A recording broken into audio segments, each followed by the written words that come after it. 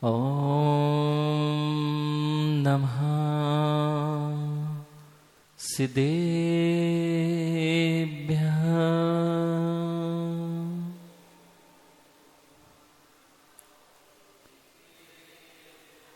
ॐ नमः सिद्धेभ्यः।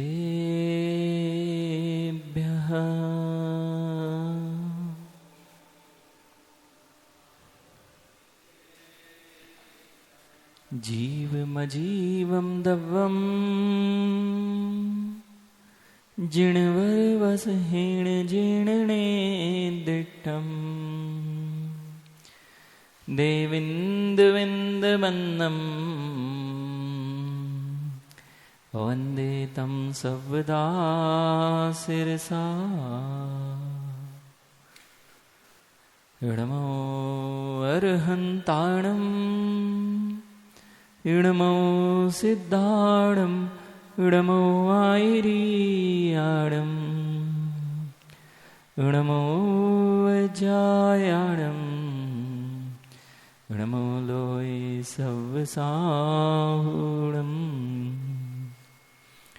बोलिए अनंतानंत सिद्ध परमेष्टि भगवान की, देवादिदेव 1008 आदिनाथ भगवान की, देवादिदेव 1008 महावीर भगवान की, परम पूज्य आचार्य भगवान कुंद कुंद देव की, परम पूज्य आचार्य भगवान सिद्धांत चक्रवर्ती नेमिचंद महामुनिराज की, परम पूज्य ब्रह्मदेव सूरी की, परम पूज्य आचार्य भगवान अध्यात्म योगी चर्या श्रमणी 108 विशुद्ध सागर जी महामुनिराज की, द्वादशांग जिनवाणी माता की।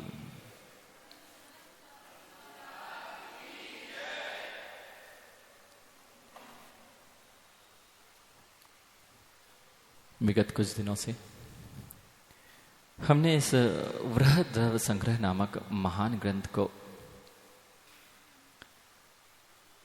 सुनते हुए द्रव्य के स्वरूप का निर्णय करने का यहाँ पर पुरुषार्थ प्रारंभ किया है, और इसी द्रव्यों के स्वरूप को जानते हुए आज आचार्य भगवान 6 द्रव्यों में कारण और कर्तापने का व्यवहार बता रहे हैं। संसार में कोई भी कार्य बिना कारण के नहीं हुआ करता। नियम से कोई ना कोई कारण अवश्य होता है, और कारण के अभाव में कोई कार्य नहीं होता। जब जब कार्य दिखे तो कारण का ज्ञात हो जाता है। जब जब कोई कार्य दिखाई देता है उससे कारण का ज्ञान हो जाया करता है, और कारण जो होता है उससे कार्य का ज्ञान हो जाता है। जीवों को यदि यह बात समझ में आ जाए, कारण और कार्य की जो व्यवस्था है, यदि यह जीव समझ जाए तो कभी जीव दुखी नहीं हो सकता। संसार में दुख का कारण जो है वह जीव के स्वयं के परिणति है, अन्य दूसरा कोई भी उसको दुख नहीं दे सकता। यदि अन्य कोई दूसरा दुख देने वाला हो जाएगा तो कारण कार्य व्यवस्था निष्फल हो जाएगी। कार्य लिंग ही कारणम, कार्य लिंग ही कारणम। आचार्य भगवान समंतभद्र स्वामी आप्त मीमांसा ग्रंथ में लिख रहे हैं कि कार्य लिंग ही कारणम। कार्य को देखकर कारण का ज्ञान हो जाता है। मनुष्य पर्याय दिख रही है, ये मनुष्य पर्याय मिली है, यह कार्य रूप है कि कारण रूप है। ये मनुष्य पर्याय कार्य रूप है या कारण रूप है? कार्य रूप है। बहुत अच्छी बात है। ये कार्य किसका है? मनुष्य पर्याय मिली तो आपने इसके पीछे का कारण देखना चाहिए। कार्य देख लिया तो मनुष्य पर्याय कार्य रूप में दिख रहा है, और यह मनुष्य पर्याय मात्र कार्य है कि कारण भी है? कार्य भी है, कारण भी है।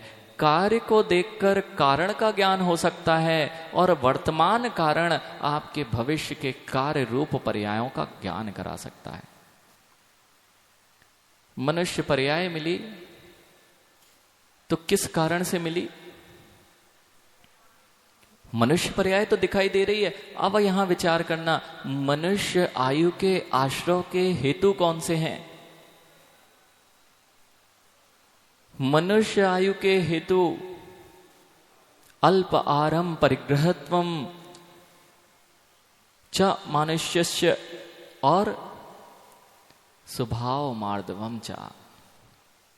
पूर्व भाव में मैंने बहुत अल्प परिग्रह में अपना जीवन व्यतीत किया होगा। मेरी आसक्ति लोभ कषाय बहुत न्यून रही होगी। मैं बहुत संतोषी प्राणी रहा होऊंगा। तब जाके कहीं मुझे मनुष्य पर्याय का आश्रय, मनुष्य आयु का आश्रय हुआ होगा। मैं जिस मायाचारी के साथ अभी जीवन व्यतीत करता हूं, ऐसी मायाचारी और ऐसा मान मेरे में पूर्व में होता तो वर्तमान की मनुष्य पर्याय मिलने वाली नहीं थी। क्योंकि कार्य दिख रहा है तो कारण आपको जान लेना चाहिए, और कारण समझ जाओगे तो भविष्य के कार्य को सुधार पाओगे। कारण अभी देख लोगे तो भविष्य तुम्हारा सुंदर हो सकता है, और कार्य को देखकर कारण का ज्ञान नहीं किया तो भविष्य भी गर्त में जाएगा। मनुष्य पर्याय को प्राप्त करने वाला जीव नियम से अल्प परिग्रह, आरंभ, जो आपके करने के भाव है ना, संरंभ, समारंभ, आरंभ, 3 चीजें होती हैं पंडित जी। प्रत्येक व्यक्ति का कार्य इन 3 से चल रहा है। संसार का लौकिक व्यक्ति भी भले ही ये 3 शब्दों को नहीं जानता, आप लोग भी नहीं जानते, लेकिन जितने पाप होते हैं वो इस 3 से होते हैं, और जितने कार्य होते हैं वे 3 के द्वारा होते हैं। जितना व्यापार चलता है वह 3 के कारण होता है। जितनी शुभ परिणति होती है वह 3 के कारण होती है। जितनी अशुभ परिणति होती है वह 3 को लेकर होती है, और जितने शुद्ध परिणाम होते हैं वे भी 3 के द्वारा होते हैं। संरंभ, समारंभ और आरंभ। अनिल भैया, घर से मंदिर जी के लिए आए थे, ये प्रक्रिया क्या है? पंडित जी, घर से जब आप चले मंदिर जी के लिए, ये क्रिया हुई, ये क्रिया हुई तो बस उठे और चल दिए थे क्या? कि पहले मंदिर जाने का विचार किया था और उतना ही नहीं किया था, मंदिर जाने के विचार के बाद जैसे घर में बैठे थे वैसे आ गए क्या? बहुत अच्छा, आप सब जानते हो, सब समझदार हो। मंदिर जाने के पूर्व में पहले विचार आया था, घर में बैठे थे, विचार आया था कि मुझे मंदिर जाना है। उसके बाद मंदिर जाने के लिए बहुत सारी आपने वस्त्र आदि को धारण किया, और किसकी व्यवस्था की? या तो पैदल आना था तो पैदल, नहीं तो वाहन की व्यवस्था की, और फिर उसके बाद चल पड़े। प्रत्येक कार्य क्रिया रूप जो दिखाई देता है उसके पीछे 3 चीजें चलती हैं। सबसे पहले जीव के अंदर में विचार धारा आती है। बिना विचार किए हुए कोई भी जीव आज तक कोई क्रिया नहीं करता है। लगता है हमने अबुद्धिपूर्वक की, लेकिन बुद्धि चलती है। वह कहीं ना कहीं तुम्हारे मस्तिष्क में वह क्रिया चलती रहती है, और उसकी सारी की सारी प्रक्रिया और उसको जोड़ने की, उसके साधनभूत जितने भी द्रव्य हैं उसको जोड़ने की प्रक्रिया भी आपके मस्तिष्क में हुआ करती है। सबसे पहले संरंभ, अर्थात सबसे पहले जब भी पाप प्रवृत्ति होती है या पुण्य का कार्य होता है या कोई भी क्रिया होती है, जीव मस्तिष्क से विचार करता है कि मुझे अमुक कार्य करना है, इसका नाम है संरंभ। दूसरी व्यक्ति प्रवृत्ति होती है, जीव जब संरंभ करता है उसके पश्चात में वह उस कार्य की सिद्धि के लिए साधन जुटाना प्रारंभ करता है, उसका नाम होता है समारंभ। और जब वह कार्य में संलग्न हो जाता है उसका नाम होता है आरंभ। आपने कई कार्य बुद्धि से किए, छोड़ दिए। कई कार्य आपने बुद्धि से किए और छोड़ दिए। कई कार्य आपने बुद्धि से करने के पश्चात उसके साधन जुटाए, उसके बाद छोड़ दिए। यहां तक तो ठीक था, यहां तक तो मात्र अतिचार ही लग रहा था। और यदि आप उस कार्य को करने लग गए तो नियम से अब आपने अपना अनाचार कार्य प्रारंभ कर दिया है। आरंभ की क्रिया, आरंभ अर्थात कार्य में प्रवृत्त हो जाना। प्रत्येक जीव जो यहां पर मनुष्य बनकर बैठा है, नियम से वह निवृत्त होकर जीवन जिया करता था, ज्यादा भाग दौड़ में जीवन व्यतीत नहीं करता था। आरंभ सारंभ की क्रियाओं में उसने अपना अल्प समय लगाया था, इसलिए आज मनुष्य बन पाया है। आप लोग तो फ्री रहते ना, आप लोग तो कैसा जीवन जीते हैं? व्यस्ततम जीवन जिया करते हैं या बिल्कुल आपको कोई कार्य नहीं है ऐसा जीवन जिया करते हैं?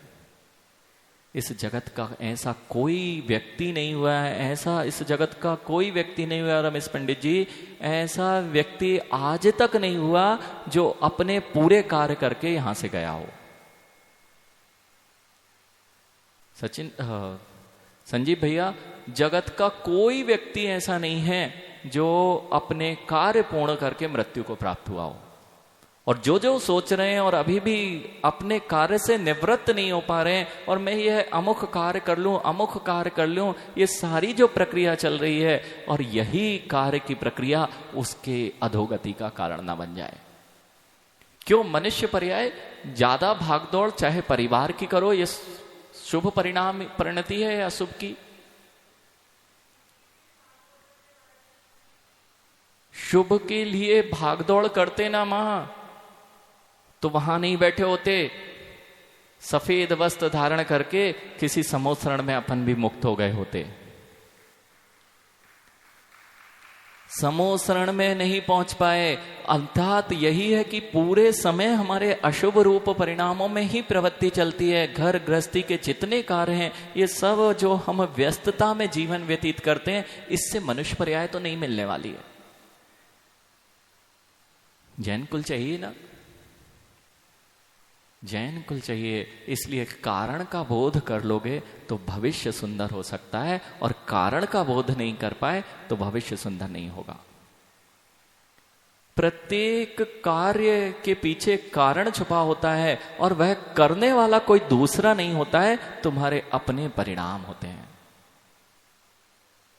और इस जगत को अगर कारण कार्य की सही व्यवस्था, समीचीन व्यवस्था यदि कोई देने वाला है, उसका नाम जैन दर्शन है। जो कर्म सिद्धांत बैठा हुआ है, यह कारण कार्य व्यवस्था का एक ऐसा दृष्टांत है, एक ऐसा उदाहरण है जो जगत में सारे कार्य कारण की व्यवस्थाओं को सुचारू रूप से चलाया करता है। बिना कारण के कार्य होता ही नहीं है। जब भी कोई कार्य होता है, कारण अवश्य होता है। इसी प्रकार से इस जगत में जितनी विविधताएं दिख रही हैं, यहां बहुत सारे लोग बैठे हुए हैं, सबके चेहरे एक से है ना? क्यों? सब मनुष्य हैं, सबके एक से होने थे। यहां तक कि संजीव भैया, गाय भैंसों के चेहरे एक से दिखते जरूर हैं, लेकिन आप उसमें अंतर नहीं कर पाते। और जिसकी गाय होती है उससे पूछना, जिसकी गाय होती है वो बता देगा ये कौन सी गाय है और इसके में अंतर क्या है। ऐसा कैसे हो सकता है कि इतने सारे चेहरे और सब अलग अलग? मनुष्य बनने पर भी मनुष्य के साथ में जो असंख्यात लोक परिणाम जीव करता है, उससे जो नाम कर्म का आश्रय होता है, उससे यह जगत की संपूर्ण विविधता दिखाई देती है। जितनी व्यवस्था है ये किसने दी हुई है, किसकी करी हुई है? ये कर्म, ये कर्मों की ये सारी व्यवस्था है। यदि वर्तमान में सुख होता है, वर्तमान में आप दुखी होते हैं, तो नियम से आपके जो पूर्व कृत कर्म है वही उसमें कारण बनते हैं। वर्तमान के कृत भविष्य के लिए आपका कारण बनते हैं। वर्तमान के जो कार्य कर रहे हैं, किसी से पूछने नहीं जाना अगले भाव में क्या बनेंगे। आचार्य भगवान ने सूत्र दे दिए हैं। संजीव भैया, जब हाथ में मोबाइल हो और आपके पास में वो आजकल मैप चलने लगा है, गूगल मैप, तो रात में 2 बजे जा रहे हो कहीं, तो क्या करते हो? जाना है, रास्ता नहीं पता, गूगल मैप में डाला, वहां पहुंच जाते ना, वो बता देता है यहां जाओगे। तो वहां पे लिखा है ना, बस ये लिखा है कि यहां से अगर बड़ौत जाना है तो बड़ौत में जाने का रास्ता ये है। अब तुम पकड़ोगे तो पहुंच जाओगे, और नहीं पकड़ोगे तो बस। मां, ये जिनवाणी में सारे रास्ते लिख दिए हैं कि नरक जाने का रास्ता ये वाला है, स्वर्ग जाने का रास्ता इधर से जाता है, मनुष्य पर्याय का रास्ता इस मार्ग को होकर जाता है, त्रियंच पर्यायों का रास्ता मायाचारी रूप परिणामों से होकर जाता है। अब अज्ञान दशा कि कहे कि मुझे तो पता ही नहीं है, मैं तो चला जा रहा हूं, कहीं पहुंच जाऊंगा, मैं तो चलने लग गया हूं, बस मैं पहुंच जाऊंगा। अब अपने विवेक का मनुष्य पर्याय में भी आकर ये चारों रास्ते जिनवाणी में दिखा दिए हैं। अगर अपने पास में, आपके पास मोबाइल होने पर भी आप उसका प्रयोग ना करें तो कहते भैया थोड़े पिछड़े लोग हैं, जानते नहीं हैं, ज्यादा पढ़े लिखे नहीं हैं। ऐसे ही जिनवाणी होने के बाद भी आप उसका प्रयोग ना करें और यथा तथा वृत्ति करें तो शायद आप भी अज्ञानी ही कहलाएंगे। मनुष्य पर्याय का कारण स्वभाव का मार्दव होना। आप देखते जाना किस किस को जैन कुल चाहिए है। क्या मेरे परिणामों में विनम्रता आई है? क्या मेरे अंदर में विनय भाव प्रकट हुआ है? क्या मेरे अंदर में सरलता प्रवेश कर पा रही है? क्या मेरी प्रवृत्ति दिन भर आरंभ को करने की तो नहीं है? क्या मेरी प्रवृत्ति बहुत सारा परिग्रह इकट्ठे करने की तो नहीं होती जा रही है? और यदि यह प्रवृत्ति चल रही है तो किसी से पूछने नहीं जाना कि आपका रास्ता कौन सा है, भविष्य क्या है। नियम से अगर ऐसी प्रवृत्ति नहीं है तो नरक की ओर आपका गमन चल रहा है। बहव आरंभ परिग्रह नारकस्यायुषः। बहुत परिग्रह आरंभ करने वाला जीव कहां जाता है? जीव जाता है ना, हम थोड़ी ना जाते हैं। जीव जाता है, कोई जाता होगा संजीव भैया, हम थोड़ी ना जाते हैं, इसलिए तो आज तक डर नहीं लगता। जीव जाता है। जीव में तुम हो कि नहीं, ये निर्णय कर लेना। पहले भी अपन ने इस बात को चर्चा की है। जीव में मैं हूं कि नहीं, और यदि जीव में मैं नहीं हूं, अपने आप को जीव नहीं मानते, तब सोचना कि हम नहीं जा सकते। खूब मायाचारी की मां तो वर्तमान का कार्य भूत दिखाई दे रहा है। खूब मायाचारी की तो स्त्री पर्याय में आना पड़ा है, ये मानते हैं कि नहीं? और अभी भी मायाचारी करते रहे तो त्रियंच पर्यायों में ही जाना पड़ेगा। माया त्र्यग्योनियस्य। मायाचारी के परिणाम त्रियंच गति के कारण है, त्रियंच आयु के आश्रव के कारण कहे हैं। अब अपने परिणामों से मिलना और निर्णय करना कि मेरी परिणति क्या चल रही है और मेरा भविष्य क्या होने वाला है। आज आचार्य भगवान उस कारण की चर्चा कर रहे हैं कि कारण किसी दूसरे पर हम आरोपित कर देते हैं कि कारण किसी दूसरे ने किया है, कोई दूसरा कारण बनता है और मैं उसका भोक्ता बनता हूं। ऐसा जिन दर्शन नहीं मानता। यदि पंकज कुछ करके आया है कार्य, उसका फल संजीव भैया भोगे, ये कौन सी कारण कार्य व्यवस्था है? ये तो लोक में भी दिखाई दे रहा है आपको कि जिसको जो फल मिलना चाहिए, लगाओगे तुम बीज, बीज आपने लगाया यदि आम का है तो आम ही लगेंगे, और आप सोचो कि नहीं उसमें आम नहीं, मुझे केले चाहिए हैं। कारण कार्य व्यवस्था को समझ लेंगे तो जीवन में बहुत सारे अनसुलझे प्रश्नों के समाधान आपके पास आ जाएंगे। और मां तभी रोना आता है, ये दुख संकट आपके ऊपर ही क्यों टूट पड़ते हैं, पता है आपको? और आप क्या बोलते हो, भगवान को ऐसे ही मंजूर था, भगवान ने तो सारे के सारे दुख संकट मुझे ही दे रखे हैं।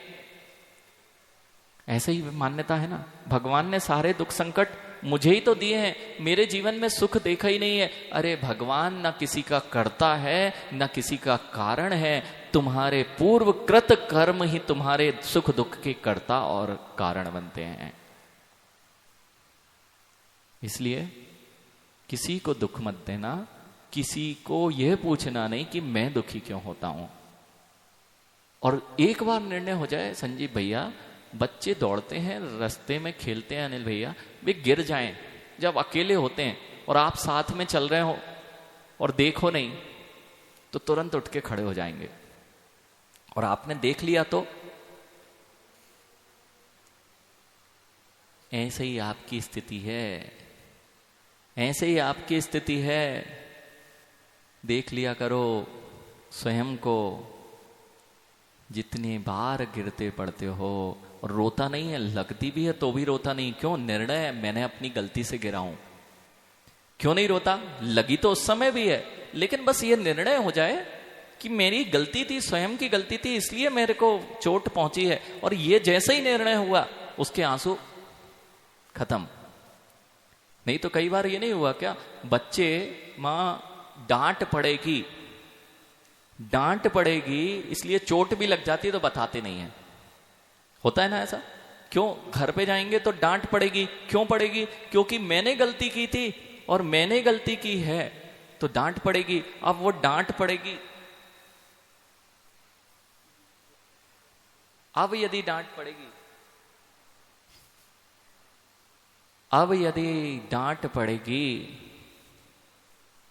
तो मैंने गलती की थी और डांट पड़ेगी, तो क्या करता है? चोट भी लगी है, सब कुछ कर लिया, लेकिन रोता नहीं है। बस बस बस यहां यह निर्णय कर लेना कि जितने दुख हैं वे सब मेरे किए हुए हैं, और जैसे ही यह निर्णय हो जाएगा तुम्हारे आंखों से आंसू नहीं आ सकता। आंखों से आंसू तब आता है जब हम किसी दूसरे पर आरोपित करते हैं। और देखो ऐसे ही प्रवृत्ति चली आ रही है, दुख का कारण कोई दूसरा हो नहीं सकता। दुख का कारण आज तक कोई भी दूसरा व्यक्ति नहीं हुआ, ना तो किसी भगवान को यह चिंता है कि तुम क्या कर रहे हो और तुम्हें कौन सा फल दें, और ना भगवान ये सोचेगा कि ये तो मेरा भक्त है, पंकज बहुत अच्छी भक्ति करता है तो मैं इसको स्वर्ग भेज देता हूं। बेचारा भगवान अगर यही करने लग गया तो उससे ज्यादा दुखी आदमी कोई इस संसार में नहीं दिखेगा। एक गृहस्थी की समस्याओं को सुलझाते सुलझाते पूरा जीवन निकल जाता है, और पूरे संपूर्ण जगत की समस्याओं को यदि ईश्वर भगवान सुलझाने बैठ जाएगा तो उसका जीवन तो वैसे ही दुख में हो जाएगा। इसलिए भगवान किसी का कारण नहीं, भगवान सुख दुख देने वाला नहीं, भगवान किसी का सुख दुख या स्वर्ग मोक्ष नरक देने वाला नहीं। भक्ति करना नहीं, अब भगवान तो कुछ देते ही नहीं तो भक्ति करना क्यों करना? भगवान कुछ नहीं देते, भगवान कुछ नहीं देते। जैसे अनिल भैया सीए की पढ़ाई की थी तो जहां पर आप पढ़ने गए थे उसने आपको सीए बनाया ना। सीए के पास पढ़ने गए थे ना, पढ़ने अर्थात जो भी इंजीनियर है, अमरीश भैया इंजीनियर की पढ़ाई करने इंजीनियरिंग कॉलेज में गए थे ना। जब इंजीनियरिंग कॉलेज में गए थे, जो इंजीनियर ही ना हो उसके पास पढ़ने जाते हो क्या? इंजीनियरिंग कॉलेज में यदि इंजीनियर ना पढ़ाए तो क्या आप पढ़ने जाओगे क्या? तो जो इंजीनियर पढ़ा रहा था उसने आपको इंजीनियर बनाया ना। इंजीनियर उसने नहीं बनाया। अगर इंजीनियर बनाने वाला वो हो जाएगा तो तुम्हारी मेहनत कहां जाएगी? मात्र वहां तो तुमने देखा था कि ऐसे इंजीनियर बना जाता है, ये सीखने गए थे और सीखे किससे थे? स्वयं से सीखे थे और स्वयं की मेहनत से इंजीनियर बने थे। ऐसे ही जिनेंद्र भगवान के पास ये देखने आना कि जिनेंद्र बना कैसे जाता है। मेहनत तुम्हें खुद की करनी पड़ेगी। मेहनत स्वयं की है। भगवान तुम्हें भगवान बना देगा ऐसा भी नहीं है। और जो नहीं आएंगे वे भगवान बन जाएंगे क्या? वे भी नहीं बन पाएंगे। इसलिए भगवान के पास आना पड़ता है। अरे आपको देखे मुझे भान होता है कि मुझे इस मार्ग पर बनकर और ऐसा बनना है। नहीं तो लोक में आप लोग अभी जाओगे, हाँ आजकल रमेश भैया अभी बाहर आजकल पुतले खड़े रहते, स्टैचू। जैसे ही आप निकलोगे बाजार में तो बहुत आकर्षण के लिए क्या कर देते हैं। यहाँ पे भी अभी हम लोग जाते हैं तो कहीं ना कहीं दिख ही जाते हैं वो। तो माँ वो क्यों खड़े किए गए पता है आपको? क्योंकि अंदर रखी हुई साड़ी आपको देख नहीं पाओगे। तो बाहर उन्होंने क्या किया, देखो ऐसे लगोगे आप, तुरंत आकर्षित हो गए और लेने पहुंच जाते हो। ऐसे ही यहां आते हो तो देख लिया करो कि मैं जिनेंद्र बनने के बाद ऐसा लगूंगा, एक बार तो आकर्षित हो जाया करो। जिनेंद्र बनने के बाद किसने किसने अपने परिणामों को कभी जिनेंद्र बनते देखा क्या? कहते हो ना पुण्य नहीं बढ़ता, पुण्य नहीं बढ़ता। आज पुण्य बढ़ाने की एक प्रक्रिया समझ लो। जितने लोग यदि बैठकर पाप करें अंधेरे कमरे में, यदि अंधेरे कमरे में बैठकर पाप किया जाए तो पाप बंद नहीं होगा ना? क्यों? अकेले में किसी ने देखा नहीं, अशुभ परिणाम अंधेरी काली कोठरी में किसी स्त्री के विषय में विचार कर लिया है, पर स्त्री के बारे में विचार कर लिया है, काम वासनाओं का सेवन मन से कर लिया है, तो उसे पाप बंद नहीं होगा ना? पाप बंद होगा कि नहीं होगा?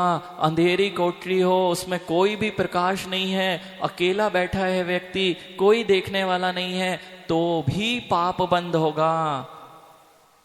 तो शुभ बंद करने के लिए कौन सा पैसा लगने वाला है? बस विचार कर लिया करो, कहीं भी बैठे हो, मैं जिनेंद्र भगवान के समान हूं। एक दिन तो सोच के देख लो संजीव भैया, इस मंत्री पद के साथ में यदि वह महिम पद मिल जाए तो क्या आनंद है। करना क्या है? पुण्य बढ़ाने की प्रक्रिया इतनी सरल है, इतनी सरल है। जैसे घर बैठे बैठे अशुभ चिंतन करते हुए निरंतर पाप का बंद करते हो, ऐसे कुछ समय बैठ जाया करो और इस जगत का सबसे श्रेष्ठ और सबसे सुंदर यदि कोई परिणाम और शुभ परिणाम होता है, उसका नाम होता है स्वयं को जिन देख लेना। आप लोग तो नहीं बन सकते ना मां? स्त्री पर्याय में जिन नहीं बन सकते ना? स्त्री पर्याय में जिन नहीं बन सकते। क्या आप स्त्री हो? क्या आप स्त्री हो?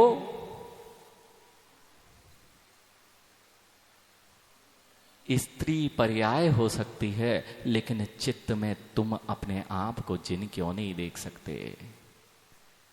सामायिक का उत्कृष्ट विषय रमेश भैया, सामायिक का उत्कृष्ट विषय मत लेना कभी दीक्षा, जीवन पर्यंत मत लेना। जितने लोग बैठे संजीव भैया, कभी जीवन पर्यंत दीक्षा मत लेना। लेकिन क्या दीक्षा के भाव करने में जो शुभ परिणाम बनेंगे उसको भी करने में हिचकते क्यों? जब घर बैठे मुनाफा हो तो कौन नहीं लेना चाहेगा? ऐसे ही आंख बंद करो और देखो कि मैं एक दिन दिगंत दिगंबरी दीक्षा को धारण कर रहा हूं, मेरे ऊपर आचार्य परमेष्टि संस्कार कर रहे हैं, मैं पिछी कमंडलधारी होकर ध्यान मुद्रा में जिनेंद्र भगवान के समान अपने चित्त सच्चिदानंद का आनंद ले रहा हूं। यह है पुण्य कमाने की कमाई।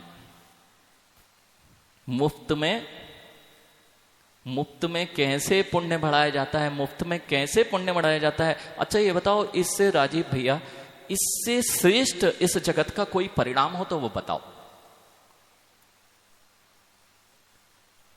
पुतले को देख के मैं ऐसा लगूंगा, कितनी बार भाव आए, ये ड्रेस मैंने खरीद ली तो मैं ऐसा लगूंगा, ये मेरे पास आ गई सामग्री तो मेरे पास हार आ गया तो ये ऐसा लगूंगा। इसलिए तो दिखाए जाते हैं।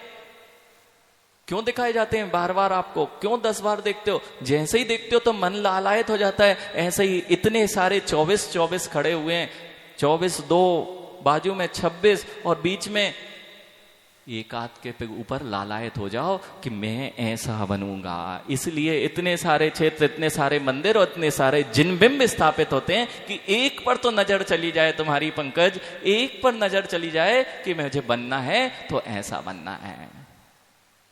कितने सारे गहनों में मां एक को चुन के लाते हो, क्यों? गहने सब नहीं है क्या? गहने सब हैं, लेकिन आपकी पसंद कुछ हो, भिन्न भिन्न हो सकती है। इसलिए कुछ छोटे जिनबिंब हैं तो कुछ बड़े जिनबिंब हैं, तो कोई गोमटेश्वर बाहुबली भगवान की मुद्रा से प्रभावित होता है, तो कोई हस्तिनापुर के आदिनाथ भगवान से प्रभावित होता है। लेकिन सारे के सारे जिनबिंब किसी से भी प्रभावित हो, सारे के सारे जिनबिंब जैसे आभूषण आभूषण है, ऐसे ये भगवान भगवान है। इससे शुभ परिणाम जगत का कुछ नहीं हो सकता। जितने लोग यहां पर बैठे हैं, आज इतना निर्णय कर लो कि एक बार दिन में मैं शांत बैठूंगा और अपनी मुनि मुद्रा और जिन मुद्रा को अपने मन में चिंतन करके उसका आनंद लूटूंगा। कर सकते हो, कोई पैसा नहीं लगना, किसी को बताना भी नहीं कि मैं क्या कर रहा हूं। हाँ, मुनाफा कमाने जाते ना संजीव भैया, किससे फोन पे बात हो रही है, बाजू वाले व्यापारी को बताते ही नहीं हो, वो भी अपने कमाई करने लग जाएगा। ऐसे ही किसी को मत बताना क्या कर रहा हूं, बस पुण्य बढ़ाते जाना। यह आपके लिए श्रेष्ठ साधन है पुण्य बढ़ाने का, जिसे कहते हैं पुण्यानुबंधी पुण्य। पुण्यानुबंधी पुण्य, अभी तो पुण्य का अनुबंध, जो भी उदय आएगा ये पुण्य, वह भी नियम से पुण्य कार्य में ही लगेगा, पाप कार्य नहीं कराएगा, पुण्य का ही अनुबंध कराएगा। ऐसा इसका डबल डबल ब्याज भी मिले और चक्रवर्ती ब्याज वो भी मिले तो क्या आनंद है। ऐसे ही ये परिणाम है कि ब्याज भी खाओ और उसके ऊपर ब्याज के ऊपर ब्याज क्या मिलता है? चक्रवर्ती ब्याज। सीए साहब, बस बस बस यहां यही बता रहे हैं। अब देखना, सारी प्रक्रिया किसके ऊपर है?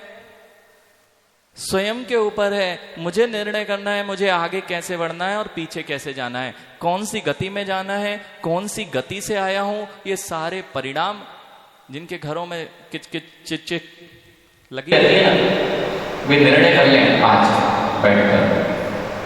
जिनकी आवाज में कभी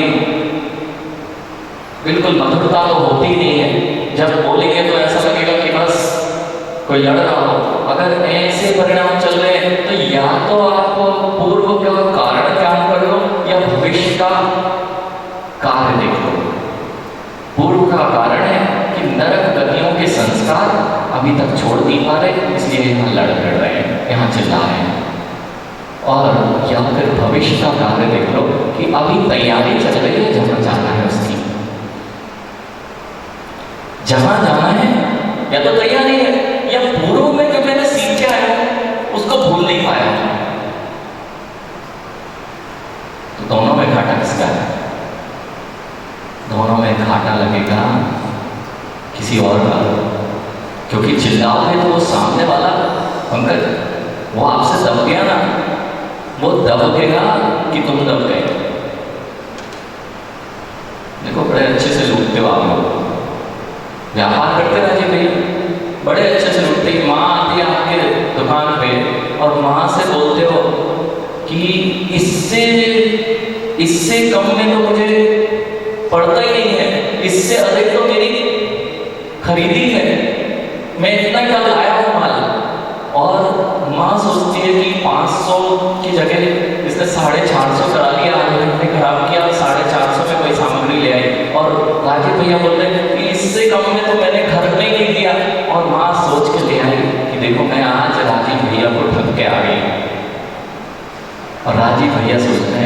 अच्छी माँ मिली कि मैंने आज अच्छा ठगा। नहीं करते ऐसा। वो व्यापारी इतना, राजीव भैया ऐसे ही है क्या कि आपके लिए दुकान खोल के बैठे हैं और आप आओ, हम आपको अपनी कम खरीद में और आपको दे दे। इतने सीधे तो राजीव भैया नहीं हुए।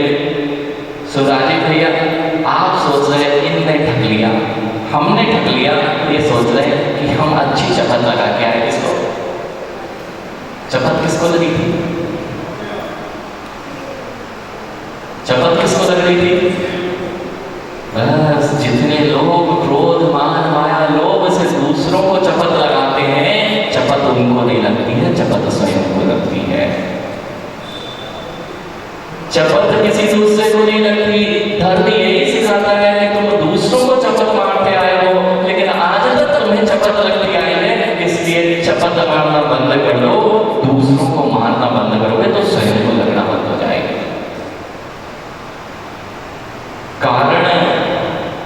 कारण द्रव्य किसी से नहीं पूछना कि किसने मुझे यहां पर भेजा है।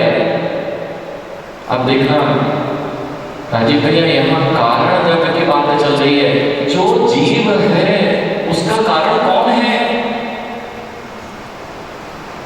जो वर्तमान में संसार पर्याय दिखाई दे रही है उसके कारण द्रव्य भी है।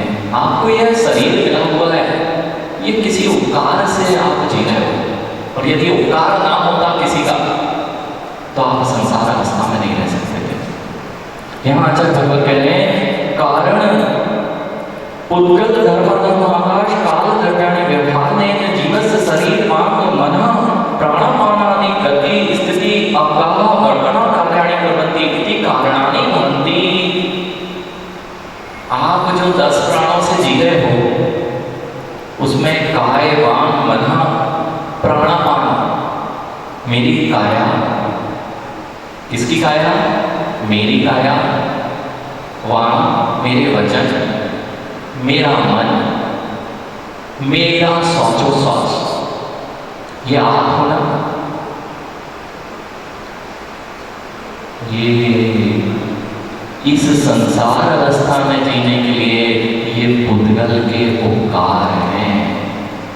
आप समझ में आ रहे हो? स्वामी आचार्य भगवान महान आचार्य भगवान थे, उन्होंने जो सूत्र लिखा है काय मन प्राणापाना पुद्गलना, ये पुद्गल के उपकार हैं। ये पुद्गल द्रव्य जीव का, संसारी जीव का कारण है, ऐसा यहाँ आचार्य भगवान कह रहे हैं। और यही कारण से कार्य होता दिखाई देता है। ये कारण कैसे है? गति करने में कारण कौन है? धर्म द्रव्य। और अगर इसको नहीं मानेंगे राजीव भैया तो ये सिद्ध बनने के बाद बन नहीं पाएंगे। अगर इसको नहीं मानेंगे तो, और नहीं मानेंगे और बन गए, कहीं बनेंगे नहीं, बन गए मान लो तो ये आकाश में होते रहेंगे। क्यों? क्योंकि इनको गति और स्थिति जो धर्म अधर्म की निमित्त से होती है, ये उसको स्वीकार नहीं करते, और उसके बिना ही इनका स्वतः से परिणाम होता है। ऊर्ध्वगमन स्वतः से होता है, इसलिए ये स्वतः से जाते जाते लोग के अग्रभाग पर नहीं ठहर पाएंगे सिद्धालय में, क्योंकि परिणमन स्वभाव ऊर्ध्वगमन का है। तो जीव की परिणति दूसरे से प्रभावित कहाँ होती है? तो ये ऊर्ध्वगमन करते हुए लोकाकाश के बाहर निकल जाएंगे, क्योंकि स्वभाव को ही इन्होंने कारण बनाया है। सिद्ध भगवान कहाँ रहते मां? देखो थोड़ा सा अब हम ये कक्षा कुछ अलग करेंगे। संजीव भैया जिनका स्वास्थ्य है उनको तो तुरंत पकड़ में आ जाता है महाराज कहाँ ले गए। धर्मास्तिकाय अभाव, सिद्ध जो भी जाते हैं वो धर्मास्तिकाय का अभाव होने से लोक के अग्रभाग तक ही रह जाते हैं। लेकिन इसी ग्रंथ में आपने पहले पढ़ा कि जीव का ऊर्ध्वगमन स्वभाव होता है, तो जीव का स्वभाव इनसे प्रभावित कैसे हो गया? स्वभाव तो स्वभाव होता है, पूर्ण स्वभाव प्रकट हो गया है, सिद्ध अवस्था में स्वभाव प्रकट हो गया है, तो दूसरा कारण बनता है क्या? हाँ, आचार्य भगवान कह रहे हैं व्यवहार है, ये जीव के कारण आपको स्वीकार करने पड़ेंगे। जीव का कारण ये उद्गल के उपकार मन वचन काय और श्वासोश्वास, इसके कारण आप जीवित दिखाई दे रहे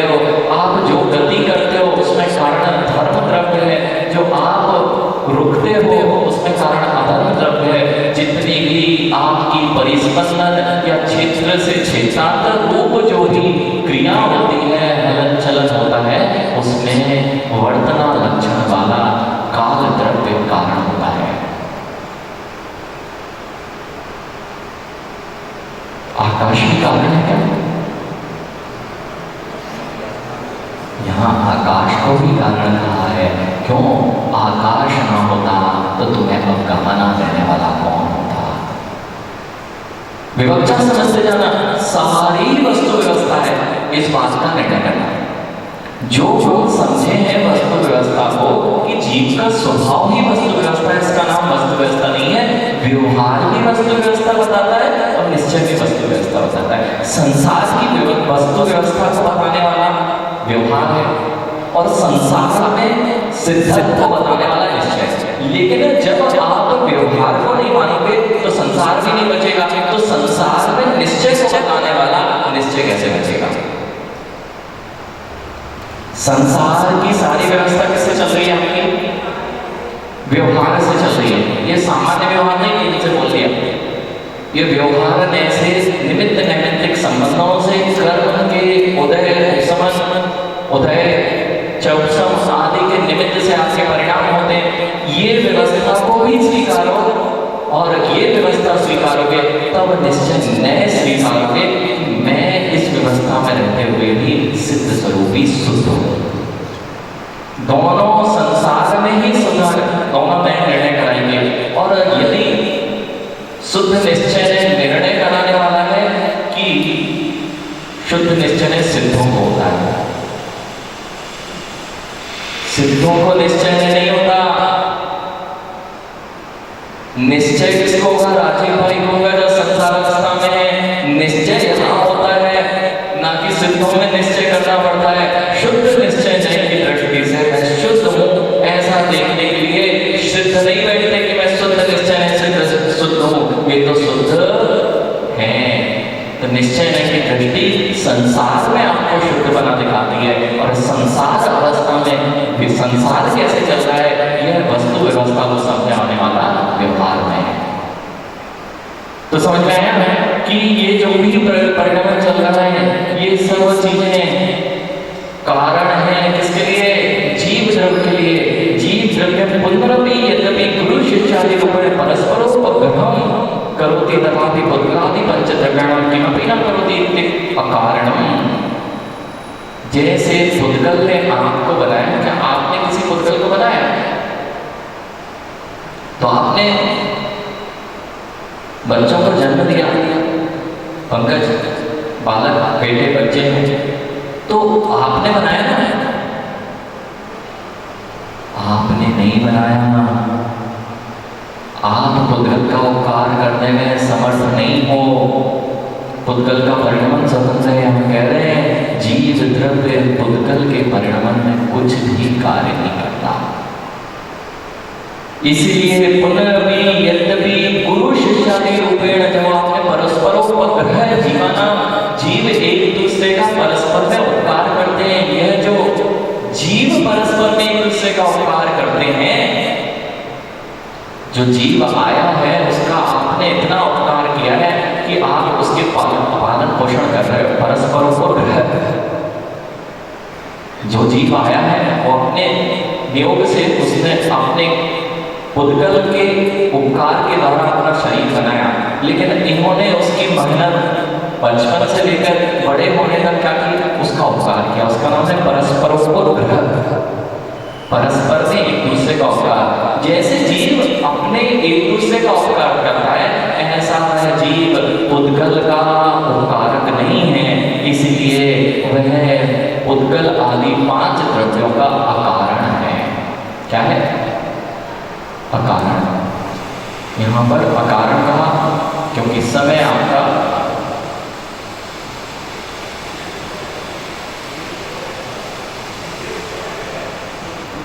कुछ समय कम है। वही तो हम बोल रहे हैं, समय कम है। आप मान ही नहीं रहे। संजीव भैया समय कम है, मान जाओ समय कम बचा है। मान जाओ, समय कम है। अभी भी नहीं समझ में आया अमरीश भैया, अब तो कितना समय निकाल दिया, अब तो समय कम है, मान जाओ। कम समय में समझ लोगे तो समय की कीमत कर पाओगे, तो नहीं समझ पाए कम समय में, तो कम समय है, समय कम है। इसलिए सर्विस भैया, समय कम है, कितना और निकालोगे। जितने लोग हैं पंडित जी बहुत कर लिए विधान, जिनका विधान करा है, अब उनके विधान में आपका नाम आ जाए ऐसा विधान कर लो।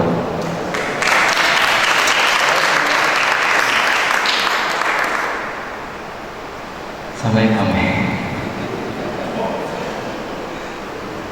सही है।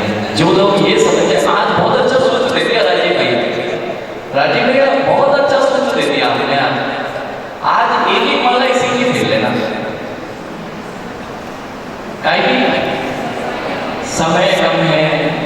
समय कम है, एक माला फेर तो लेना है।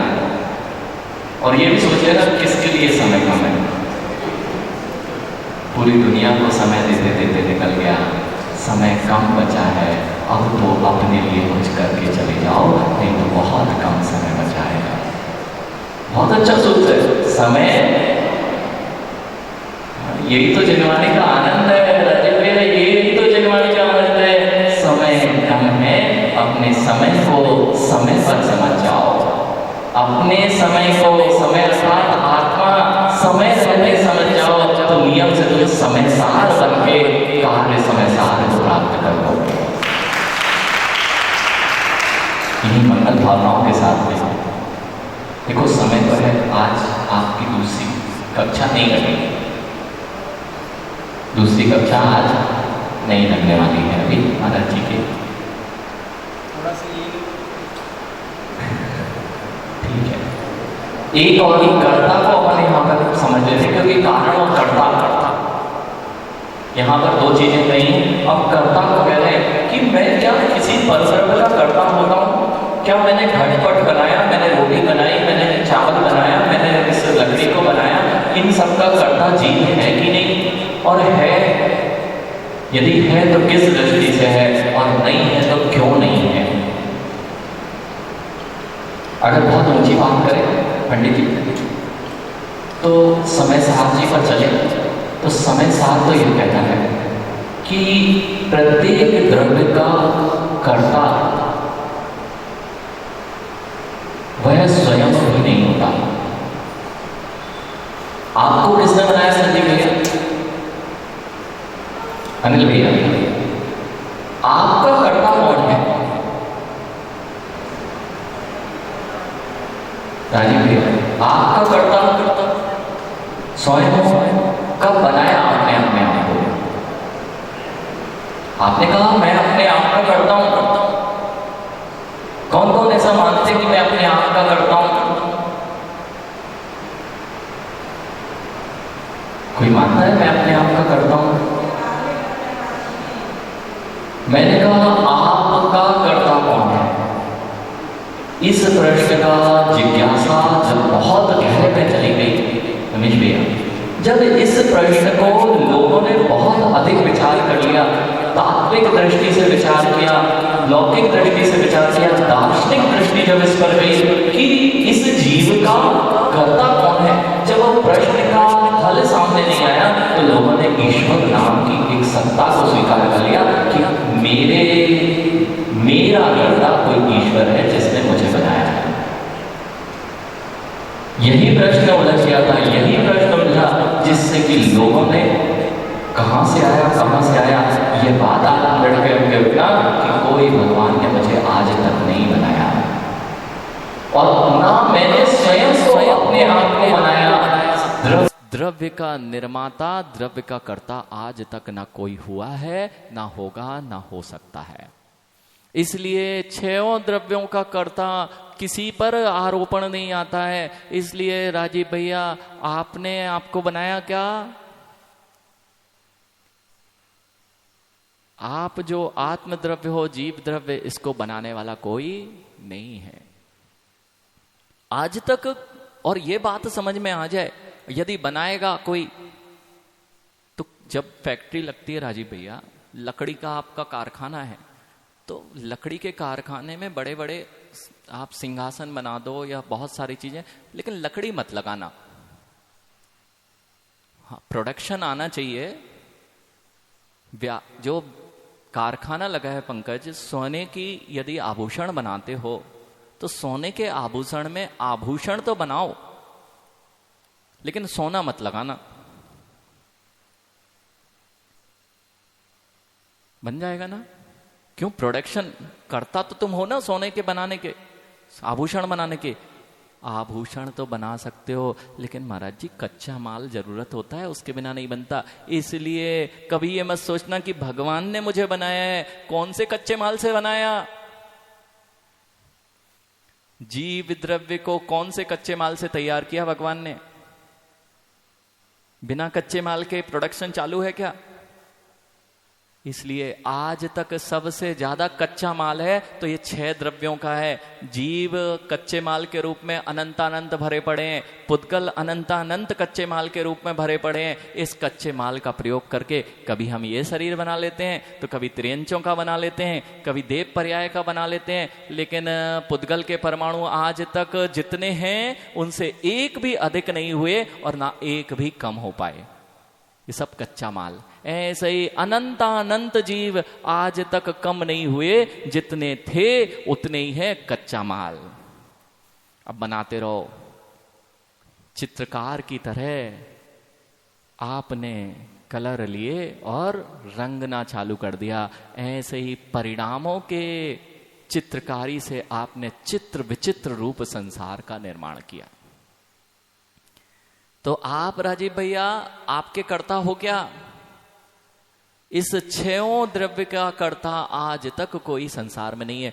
इस प्रश्न की तार्किक दृष्टि से और दार्शनिक दृष्टि से इतना अधिक विवेचन जब लोगों की बुद्धि में नहीं बैठता कि ये 6 द्रव्य अनादिकाल से हैं। जैन दर्शन ही मानता है मात्र 6 द्रव्य अनादिकाल से हैं, और ये 6 द्रव्यों की अनादि नित्यता को मानने से दार्शनिक पक्ष बड़े बड़े खड़े हो गए। कहां से संसार बना? कौन से ने संसार बनाया? ये संसार कैसे चल रहा है? इन सब का एक ही उत्तर है, इस संसार को बनाने वाला, इस संसार को चलाने वाला कोई नहीं है। ये तो स्वचालित व्यवस्था है। अपने आप यह व्यवस्था सुचारू रूप से संचालित होती है, और यह व्यवस्था एक दूसरे के निमित्त नैमित्तिक संबंधों को पालन करती हुई कर्म की यह व्यवस्था। जीव का परिभ्रमण कर्मकृत है और पुद्गल का परिणमन कालकृत है। जो जीव परिणमन कर रहा है किसके कारण? कर्मकृत। और पुद्गल के परिणमन में काल को कर्ता कहा गया है, ऐसा आगम वचन है। यहां आप कह रहे हैं ये कर्ता समझ में आया। आपका कर्ता कौन? तो किसी ने तो बनाया होगा ना। किसने बनाया आपको? तो आप जब जन्मे हो तभी से यहां हो ना। जब आपका जन्म हुआ इसके पहले आप नहीं थे ना। तो जब मरण हो जाएगा तब नहीं रहोगे ना। बस इस बात का निर्णय करना ही सबसे बड़ी उपलब्धि है कि मैं जो हूं अनादिकाल से आया हूं और अनंत काल तक रहने वाला हूं। ये पहले निर्णय हो जाए, अब मैं कहां रहूंगा? क्या संसार की इस 4 गतियों की विचित्रता में ही घूमता रहूंगा कि मुझे इस 4 गतियों की विचित्रता को छोड़कर किसी ऐसी गति में जाना है जहां मेरा परिभ्रमण रुक जाए? इसका नाम है, यही है द्रव्य निर्णय। मां, द्रव्य का निर्णय, आत्म तत्व का निर्णय। पहले निर्णय करना मेरा जन्म के साथ जन्म नहीं होता, मेरा मरण के साथ मरण नहीं होता, मैं तो त्रिकालिक ध्रुव नित्य शाश्वत हूं। यह निर्णय हो जाएगा तो तुम धर्म के पास आओगे, क्योंकि अगली पर्याय में उत्तर किसे दोगे? इस मरण के साथ परेशानी आ जाए मां, तो कुआं ढूंढने मत जाना, क्योंकि परेशानी कुएं से समाप्त नहीं होने वाली, बढ़ने ही वाली है। जो लोग अपने संश्लेषित परिणामों से आत्महत्या करते हैं, वे कर्म वैसे ही उनके तीव्र उदय में थे और आत्महत्या जैसे कायरता रूप परिणाम करके वह जीव नियम से अधोगति जाता है और उससे भी कई तीव्र गुना कर्मों का उसको भोगना पड़ता है। इसलिए मरण छुटकारा नहीं होता, मरण से तुम्हारी समस्याओं का छुटकारा नहीं हो सकता। अपने कर्म सुधार लो तो तुम्हारे दुखों का छुटकारा हो सकता है। अनिल भैया ये बात नहीं समझ में आ रही, इसलिए हम इतने परेशान हो जाते हैं कि आत्महत्या जैसे कदम उठाने लग जाते हैं। क्या आत्महत्या किसी समस्या का समाधान है क्या? तो बहुत ज्यादा कुछ आपको समस्या आ जाए तो मरना ही श्रेष्ठ होता है ना, मरना श्रेष्ठ है। आपने धर्म नहीं समझा इसलिए मरना श्रेष्ठ लगता है, लेकिन उससे दुखद आप इस जीवन में और कुछ नहीं करेंगे। इसलिए आज इतना निर्णय करके रखना कि मेरा मरण और जन्म नहीं होता, मैं बड़ी कठिनाई से इस मनुष्य पर्याय में आया हूं, इस मनुष्य पर्याय को व्यर्थ नहीं जाने दूंगा। आज यहां से एक बार हाथ खड़े करके ये बता दो कि मैं कुछ भी हो जाए कभी आत्महत्या नहीं करूंगा। नियम है, नियम ले लो कि मैं किसी भी समस्या का कोई भी समाधान में कभी आत्महत्या के लिए अपने कदम नहीं बढ़ाऊंगा। अब यहां पर बहुत अच्छा बात है, 9 बार कायोत्सर्ग 9 बार नमोकार पढ़ लेना। अब यहां कह रहे हैं कर्ता शुद्ध पाराणामिक परम भाव ग्राहकेण शुद्ध द्रव्यातिक नयन यद्यपि बंध मोक्ष द्रव्य भाव रूप पुण्य पाप घट पटादि नाम अकर्ता जीवस तथाप्य शुद्ध निश्चयेन शुभोपयोग शुभाशुभ उपयोगाभ्यम परिणतः सन पुण्य पाप बंधे हो कर्ता तत्फल भोक्ता च भवति। काजी भैया जीव करता नहीं है ना? ठीक है, सही बोल रहे हो। परम शुद्ध पारणामिक भाव के ग्रहण करने पर यह शुद्ध द्रव्यार्थिक ने जो शुद्ध परम पारणामिक भाव को ग्रहण करता है, उससे आज तक इसने ना तो यह बंध का करता है ना मोक्ष का करता है। मोक्ष का करता भी शुद्ध द्रव्यार्थिकने से आप मोक्ष जाओगे क्या?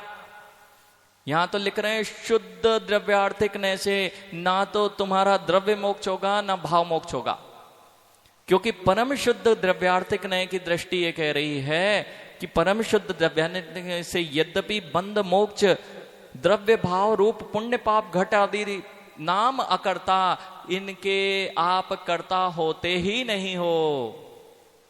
मोक्ष करने वाला कौन रहेगा? यह है शुद्ध द्रव्यार्थिक ने। शुद्ध द्रव्यार्थिक ने यह कह रहा है परम भाव ग्राहक कि मैं मोक्ष द्रव्य मोक्ष का भी करता नहीं और भाव मोक्ष का करता नहीं, मैं द्रव्य बंध का करता नहीं, द्रव्य भाव बंध का करता नहीं। द्रव्यार्थिक ने तो शुद्धि देख रहा है, अब वह करता कैसे होगा? इसलिए जीव शुद्ध द्रव्यार्थिकने से ना तो बंध करता है और ना मोक्ष करता है। तो बहुत अच्छी बात है, कितनी अच्छी बात है। हम शुद्ध द्रव्यार्थिकने को मानते हैं इसलिए हमें बंध नहीं होता, सही है ना? हमें आश्रम नहीं होता। देखो शायद थोड़ा ऊपर हो रहा है विषय, अब इतने कठिन कठिन एक एक पंक्ति में आचार्य भगवान ने पूरे पूरे शास्त्र भर दिए हैं।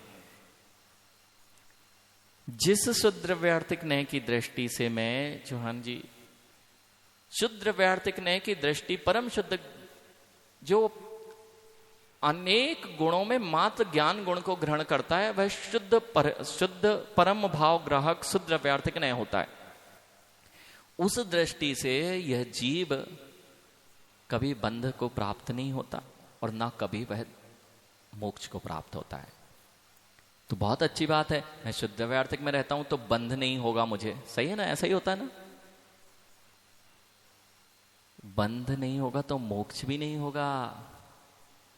यहां लिखा है द्रव्य भाव मोक्ष का भी अकर्तापन है और बंध का भी अकर्तापन है। जैसे कि शुद्ध द्रव्यार्थिक ने से मैंने कभी किसी घट को बनाया नहीं, मैं किसी पट को चटाई को बनाता नहीं हूं, ये सब मैं इसका करता नहीं हूं। तो मैं किस चीज का करता हूं? जीव से तथापि अशुद्ध निश्चय ने भी होता है, जो सौपादिक दशा में यह बताता है कि आप किसके करता हो, संसार अवस्था में यह जीव शुभ अशुभ और अशुद्ध भावों का कर्ता कहा गया है। बात समझ में आ रही है? देखो बहुत विशाल विषय, आज के लिए यहीं छोड़ते हैं, इसको कल पुनः समझेंगे, क्योंकि पूरा का पूरा समयसार कर्ता कर्म अधिकार पड़ा हुआ है जो इसकी बात करेगा। और राजीव भैया यहां पे यदि मैंने कर्मों को अशुभ परिणामों का कर्ता मान लिया, कर्म से ही मेरे अशुभ परिणाम होते ना, कर्मोदय में आते हैं तो मेरे अशुभ परिणाम होते हैं। यदि कर्मों को मैंने अशुभ परिणामों का या शुभ परिणामों का या शुद्ध परिणामों का कर्ता मान लिया तो द्वि क्रियाकारत्व मिथ्यात्व खड़ा हो जाएगा। अभी तक आपने समय सार में द्विक्रियाकारत्व मिथ्यात्व ऐसा पढ़ा है कि जीव कर्मों का कर्ता नहीं है, और यदि जीव को कर्मों का कर्ता बनाओगे तो द्विक्रियाकारत्व का दोष आ जाएगा। ऐसे ही यदि कर्मों को आप जीव के शुभ अशुभ और शुद्ध परिणामों का कर्ता बनाओगे तो वहां भी द्विक्रियाकारत्व दोष आ जाएगा। इसलिए दोनों पक्षों से समय सार को समझना चाहिए। बहुत गहरी बात हो गई है, आप लोगों के बहुत ऊपर की है, तो उसको यहीं पे बस हमने उनको दे दिया डोज। अब वो सोचते रहेंगे कि कहाँ उलझना है। ठीक है, तो ये बात अब कल अपन इस बात को और विस्तार से समझने का। देखो आपको चिंता तो नहीं है कि ग्रंथ पूर्ण नहीं हो पा रहा है? अभी कितने, आधा पेज है ना, थोड़ा आधा एक पेज हो गया है वैसे 10-15-20 दिन में। ठीक है, तो चिंता नहीं करना, समझ में आना चाहिए, क्योंकि समय भूल नहीं जाना समय। ठीक है, तो अच्छा है, जल्दी जल्दी समझ ले, समय कम है। इन्हीं मंगल भावनाओं के साथ बोलिए आचार्य प्रवर विशुद्ध सागर जी महामुनि राज की जय। जय बोलिए परम पूज्य मुनि श्री 160 समत्त सागर जी महाराज की जय। जय बोलिए परम पूज्य मुनि श्री 160 अनुपम सागर जी महाराज की जय। जिनवाणी स्तुति के लिए खड़े हो जाएं। वाणी के ज्ञान से सूझे लोकालोक, सो वाणी मस्तक नमो सदा देत हूँ दोक। हे जिनवाणी भारती तो जपो दिन रैन, जो तेरी शरणा गए सो पावे सुख चैन। देव भजो अरिहंत सो गुरु सेवा निर्गन, दया